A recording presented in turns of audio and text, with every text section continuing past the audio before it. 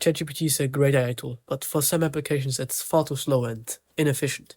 For example, in an autonomous car, you want it to react as fast as possible if you have an accident to save your life.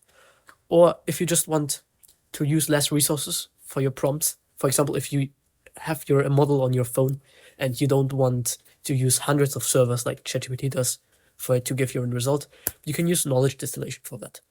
And knowledge distillation is essentially about transferring knowledge from a larger and more complex model to a smaller and simpler one.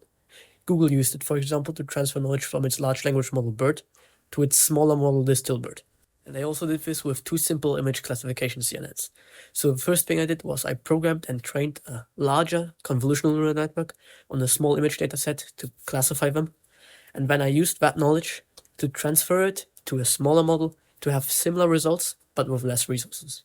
And I did that in three ways. So the first one was with traditional knowledge distillation, comparing the output probability distributions of both networks, and using that as a second loss function.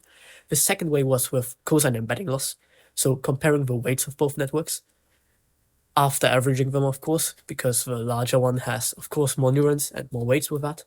And the third way was with an intermediate regressor, comparing the convolutional layers and using that as a second loss term. And with this, I managed to improve the accuracy by a couple percentage points, although varying among each method slightly. But with larger datasets and larger models, the results would be even more noticeable. If you want to know more about this and see the complete code, I wrote an article about this, which I linked in the description below. If you have any questions, feel free to ask them, and bye.